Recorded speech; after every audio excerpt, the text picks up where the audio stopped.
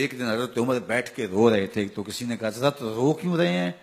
فرمایا کہ میں اس لیے رو رہا ہوں کہ فلاں پل سے بکریاں گزری ہیں، تو پل کے اندر شکستگی تھی، ٹوٹا ہوا تھا پل درمیان میں کچھ، اس میں ایک بکری کی ٹانگ ٹوٹ گئی ہے، تو میں ڈرتا ہوں کہ میرا رب یہ نہ پوچھے کہ عمر تو نے پل صحیح تعمیر نہیں کروائے تھے کہ ایک بکری کی ٹانگ کیوں ٹوٹی ہے۔ یہ ہیں حضرت عمر رضی اللہ تعالی عنہ۔ اللہ اکبر۔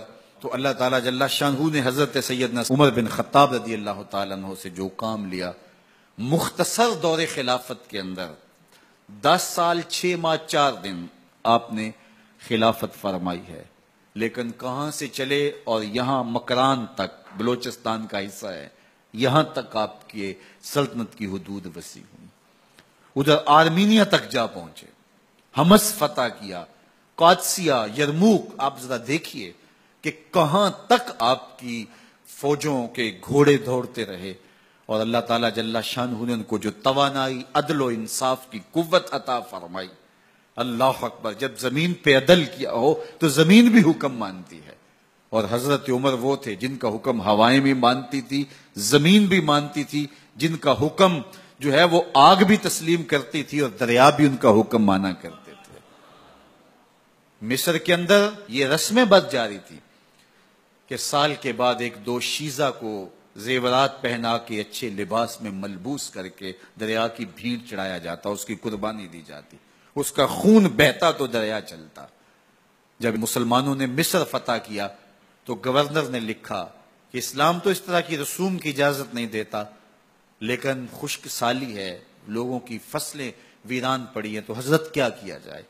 تو حضرت عمر رضی اللہ تعالیٰ عنہ کاغذ کے ٹکڑے پہ لکھتے ہیں، بسم اللہ الرحمن الرحیم۔ مصر کے نیل کی جانب عمر کا خط لکھتے ہیں، اے نیل، اگر تو اللہ کے حکم سے چلا کرتا ہے تو چل، ورنہ ہمیں تیرے چلنے کی کوئی حاجت نہیں ہے۔ اور قاصد کو کہا یہ خط لے جاؤ اور جا کے دریائے نیل میں پھینک دو۔ قاصد جا کے خط دریائے نیل میں پھینک دیتا ہے، پانی آتا ہے، ایسا دریائے نیل چلا، 14 صدیاں ہوئی ہیں، آج تک کبھی بند ہی نہیں ہوا۔ دریا حکم مانتے ہیں، آگ نکلتی ہے۔ لوگ حضرت عمر رضی اللہ تعالی عنہ کے پاس آئے، حضرت لاوا پھوٹا ہے، آگ نکل رہی ہے اور مدینے کی طرف بڑھ رہی ہے، اب کیا کیا جائے؟ فائر بریگیڈ تو زمانے میں تھی نہیں۔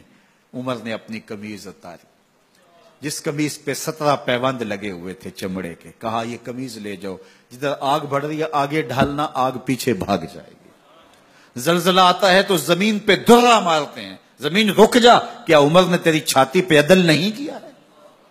تو یہ عمر ہیں رضی اللہ تعالی عنہ کہ جن کے انصاف کی وجہ سے، جن کے عدل کی وجہ سے اللہ تعالیٰ کی رحمات اور اس کی برکات کا نزول ہوتا تھا، اور اللہ تعالیٰ نے مسلمانوں کو وہ آبرو مند حکومت دی۔